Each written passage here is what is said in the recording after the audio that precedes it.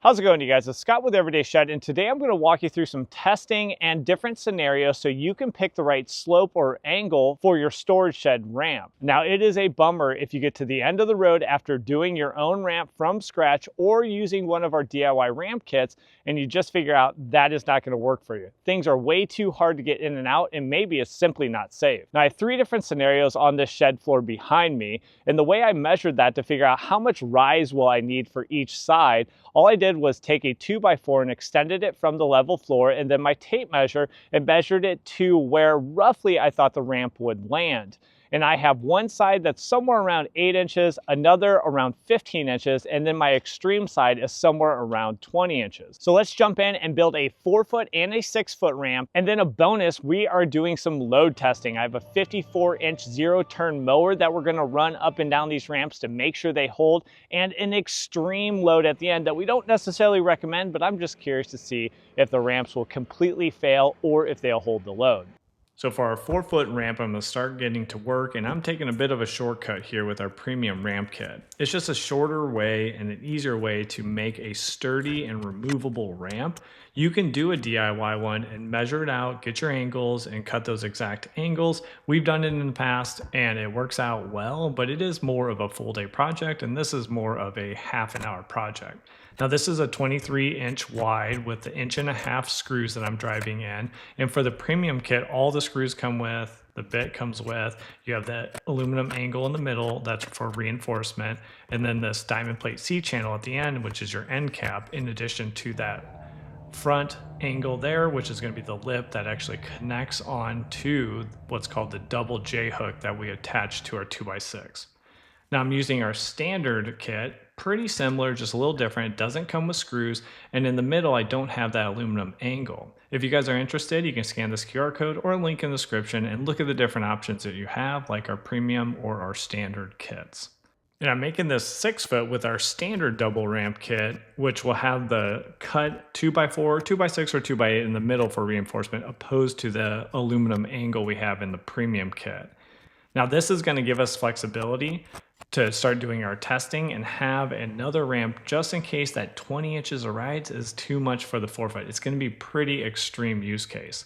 But to attach these ramps to our 2x6 pressure treated floor joists, I'm going to need to use what I call that double J hook bracket. The premium kit comes with 3 of these, which will extend out to a total width of 72 inches.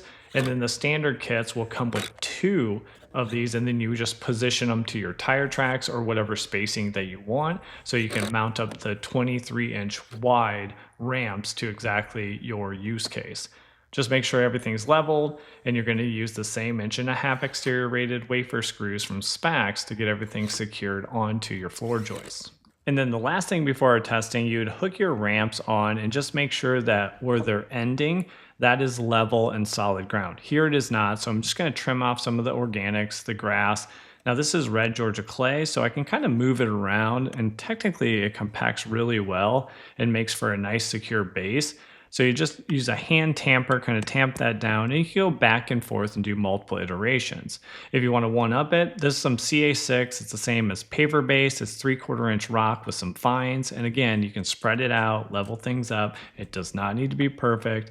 And then compact that back down and go back and forth, kind of hanging your ramps, making sure that they're stable and they're ready for use, and make small changes like digging out that edge there to make sure that first ramp is level. It doesn't need to be perfect between the two 23-inch ramps. You want it close, but you want especially across the ramp where you're not just loading one of the boards and the other boards are not taking any of the load.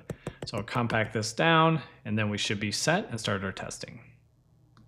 So first up, we'll be testing the 8 inches of rise with a 4-foot ramp. Now this is a 54-inch Kubota. It's about 1,100 pounds with me on it, and overall smooth sailing, no traction issues, and that is just about the perfect ramp for that. Now whether you're using our ramp kits or you're building from scratch like this, either way you're going to need to know how long of a ramp should I be doing for the rise that I have between the ground surface and the floor of my shed.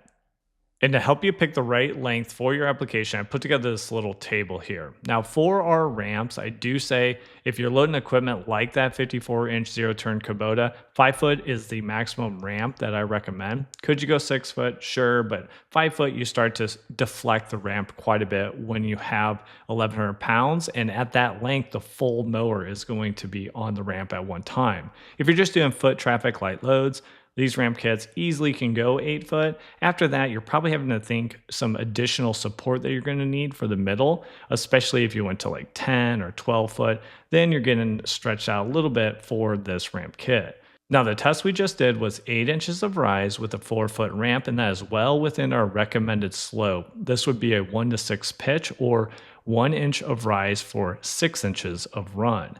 Now for that same scenario of 8 inches of rise, you can move to the right, and that's going to shorten up your ramp that you need, but that's going to increase the risk in terms of not having enough traction, possibly going all the way up to the steep or risky pitch here of a 1 over 2.5. We do not recommend going in this column, but we are going to test that here in a second. Test 2 out of 3 is 14 inches of rise, and you can see the caster wheel off there. It is quite a bit steeper, but we are able to actually make it up with the same 4 foot ramps. And then referencing our charts, again, we're at 14 inches. If we're at 12 inches, the 4 foot ramp would be right in the middle here at the use caution.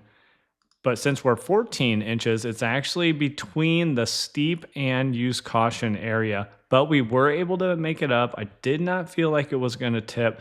Let's go to the 20 inch and see how that performs. All right, so 20 inches of rise now for the 4 foot. You can't see it, but actually the far side tire is spinning, and this gets a little squirrely with a zero turn like that where you might fall off your ramps. So let's go ahead and extend that out to 6 foot. And we can also see, are the 6 foot going to hold up with 1,100 pounds setting on them, especially a longer ramp like this, where the whole mower is going to be on the ramp at one given time. Getting the Kubota lined up here, and the tires are pretty muddy, so it's a pretty good test to see if they can make it up. And overall, a little deflection, but we're able to get up on the floor. So our first attempt for 20 inches of rise was that 4 foot ramp in the too risky column. That did not work out so well. We definitely do not recommend that. Now getting to a 6 foot ramp for 20 inches of rise is closer to the yellow column or use caution. 6 foot is pushing it for an 1,100 pound zero turn with the operator. We usually recommend sticking to the 5 foot max, but you did see quite a bit of deflection. It held up and we were able to get up on the floor. And then finally, a bonus test here. Not necessarily saying you should do this, but here's a 4 foot ramp in my 25 horsepower Kubota. Now this is about 3,500 pounds, and I'm curious, just kind of scratching my own itch of curiosity, can this, especially the premium ramp with that aluminum angle in the middle, can it handle it? Or is it just gonna break? And overall, I'm not necessarily recommending you do this, but I'm very comfortable with 1,100 pounds on a 4 or 5 foot long ramp.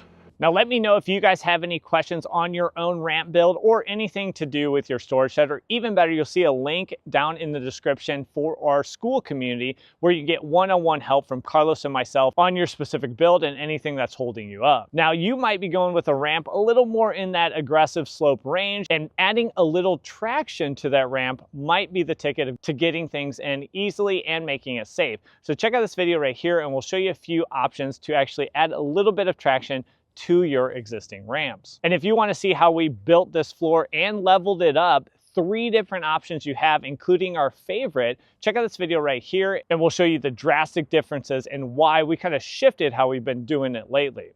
So thanks for joining me on this video, and we'll catch you on one of those next ones. Take care.